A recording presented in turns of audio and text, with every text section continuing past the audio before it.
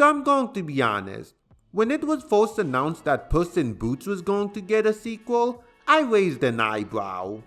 Of all the movies DreamWorks could have given a sequel to, they chose Puss in Boots? Don't get me wrong, the movie isn't bad by any means. It's a decent movie that has a nice grungy aesthetic and fun action, but I didn't need a sequel. But after seeing Puss in Boots: The Last Wish, I have never been happier to be wrong. The Last Wish centers around Puss, who after losing 8 of his 9 lives, retires from his life of adventure. But when he learns of a fallen star that can grant one wish, he sets out on a quest to retrieve it so that he can wish for extra lives and go back to living a life of adventure. While the previous film centered around exploring Puss's past with his character being akin to how it was in the Shrek films, The Last Wish allows him to grow as a character.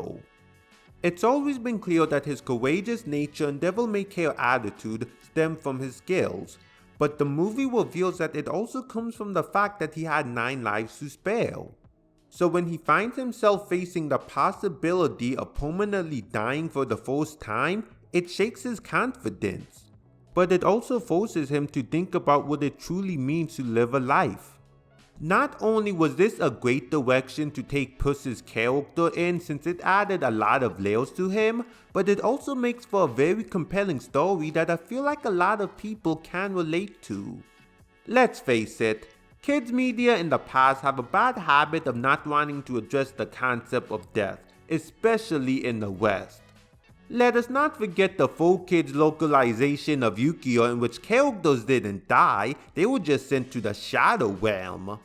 So I applaud this movie for tackling a concept that, while scary, is a thing that all of us will have to face one day.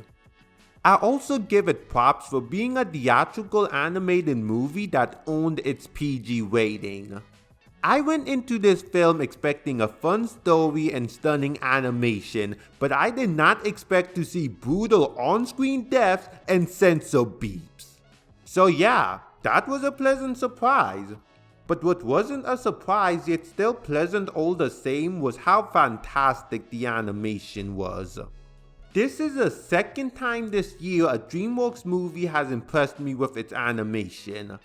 But whereas Bad Guy's animation was more cartoonish, this film goes for a vibrant storybook aesthetic that perfectly works given the nature of this movie's universe.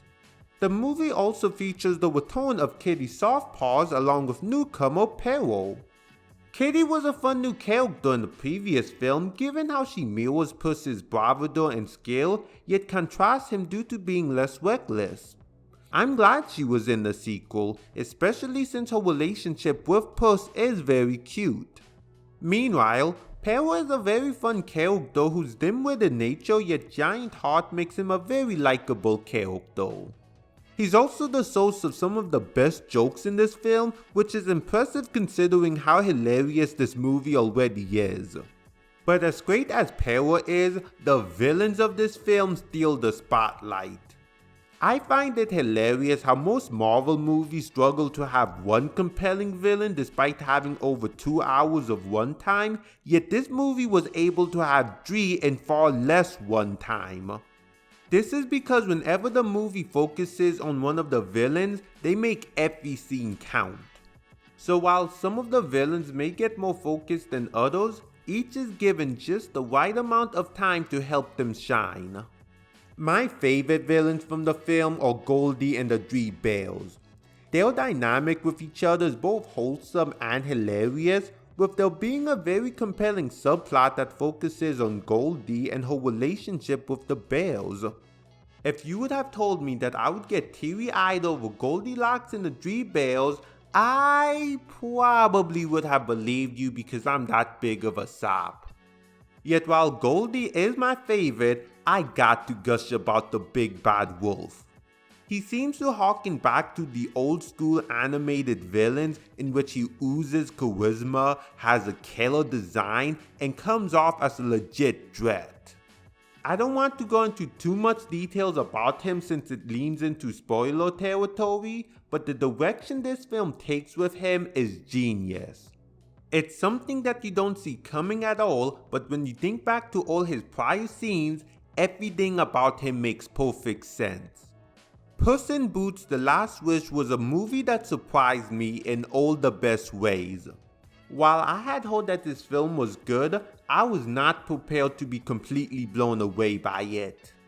This movie serves as the hallmark of what any good sequel should be, in which it both progresses the characters and deepens the relationships. DreamWorks has been on a bit of a rocky road in terms of the quality of their films for the past few years, but between Bad Guys and now Last Wish, I'm excited to see what comes next from the studio. But what are your thoughts on Puss in Boots: The Last Wish? What did you think of the first film? And where would you rank this film among all the other films set in the Shrek universe? Let me know in the comments below. And as always, make sure to like this video, subscribe to my channel, and click the bell so you'll be notified when I make a new video. If you want to follow me on social media, you can find the links to them in the description box below. Until next time, I'm me out the heel.